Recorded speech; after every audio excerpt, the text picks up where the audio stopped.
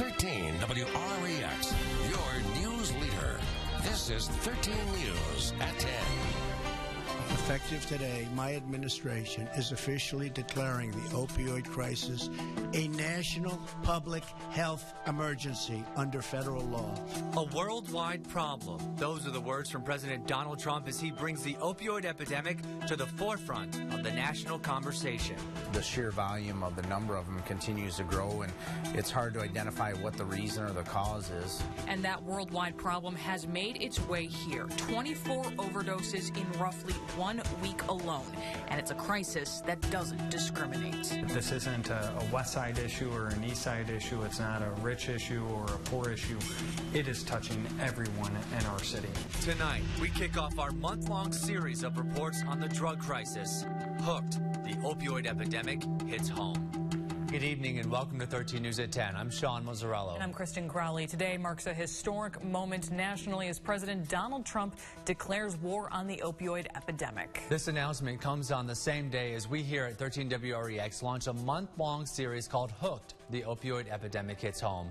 And it has hit homes all across our community. Maybe not yours, but from what you'll hear tonight, it could easily become any one of ours. And the problem is not going away unless we do something about it. It touches many things, not the least of which are families. This isn't a West Side issue or an East Side issue. It's not a rich issue or a poor issue. It is touching everyone in our city. I see hurt. I see pain. I see peer pressure. All sorts of avenues that could have gotten them to me. This stuff is so deadly. The numbers have skyrocketed over the last year, 2 years. It is an epidemic. 100% epidemic. And that's created havoc in our community. If you're waiting for someone to sound the alarm on the opioid epidemic, consider it done. The fact is, more people are dying in our community because of opioid addiction than ever before. Heroin, fentanyl, and prescription painkillers took the lives of 96 people last year in Winnebago County, 77 already this year. Both Stevenson County and Boone County have already had more overdose deaths this year than in 2016. We need to care because it could be someone very close to us. It could be us. Mercy Health had more than 180 overdose patients brought to their ER from June of last year to this year. 26 of those people died. No medics, no doctors, not even Narcan could save their lives. Rosecrans treats 1,500 adults a year for substance abuse and nearly as many young adults. Those are teenagers to people in their 20s just starting out in the real world. 10 years ago, the presenting problem being opiates was almost non-existent. Today it's 60% of that population. Those are high numbers. That problem grabbing the attention of City Hall. It's a public health problem that we need to get across and we need to treat in a totally different fashion than what we have been.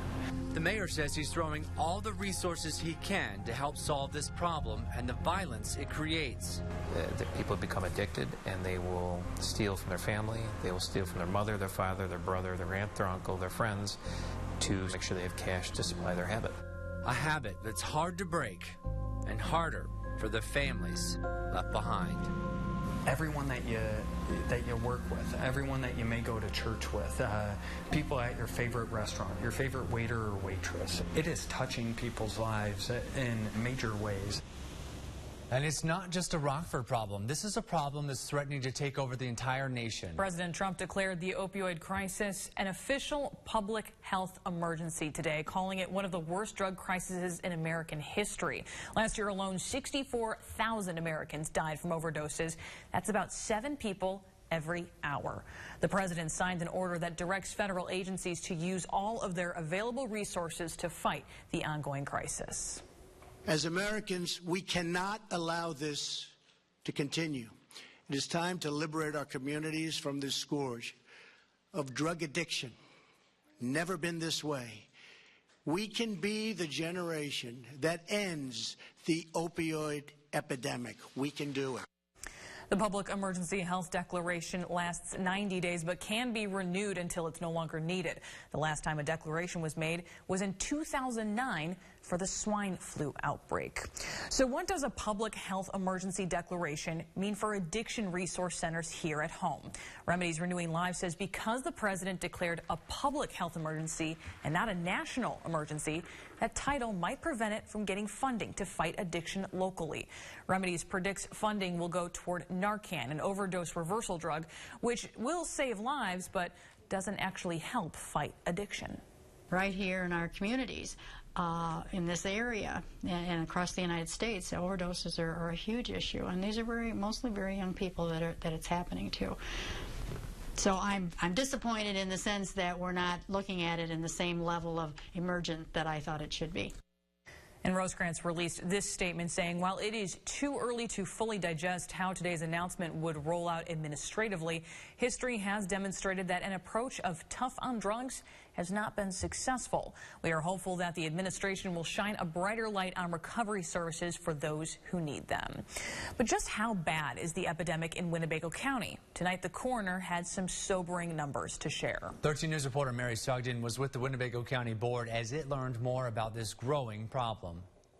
Our county is going through a huge opioid epidemic. Winnebago County Coroner Bill Hintz says the numbers don't lie. The opioid crisis is in full force. He says according to a major report, about 124 people die from overdoses every day in the U.S. That's equivalent to the casualties from September 11th every 3 weeks. But as of late, it seems like the last couple of years, it's really taken off. Our synthetic opioids are just, in my opinion, out of control. One of those synthetic opioids is fentanyl, which is being abused at a staggering rate in Winnebago County. Hintz says last year, 7 people died from fentanyl. So far this year, that number has skyrocketed to 32. Is this a new problem? Absolutely not. What you're seeing is that it's more, there's a little more awareness of the problem, and it seems to be growing. And it's very concerning, of course. Winnebago County Board Chairman Frank Haney says the crisis goes beyond the loss of life. When you look at the impact financially on government, on law enforcement, on first responders, a lot of resources go to that.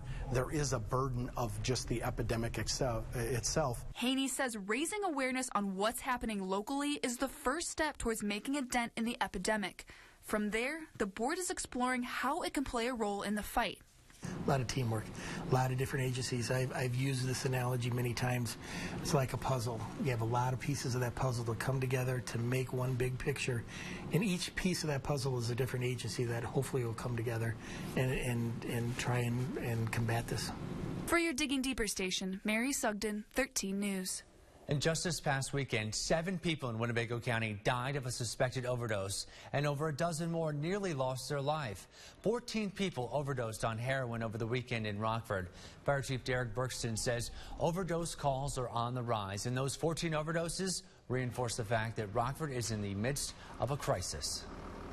At one of the addresses, we had 3 individuals that were overdosed. So that one address, the one overdose of 3 individuals, took us 3 ambulances and took 2 fire companies to give the appropriate medicine to bring them back to reverse the effects of the opiate. Berkston says the 14 people who overdosed this weekend all survived. 2 women overdosed on heroin in the DeKalb County Jail, and authorities say the source of the drugs led them to Rockford. DeKalb deputies say the inmates, Angelica Sanders and Nicole Sinatre, had to be taken to the hospital when they OD'd. Investigators say their heroin was laced with fentanyl. They say the drugs were hidden in the hygiene products that 32-year-old Anthony Murphy of Rockford brought them. There is a warrant out for his arrest. Meanwhile, the 2 women are already back in jail after their hospital stay. Well, turning now to the weather, don't look for the warmer weather today to last into tomorrow. I wish we could hold on to it, though, Alex.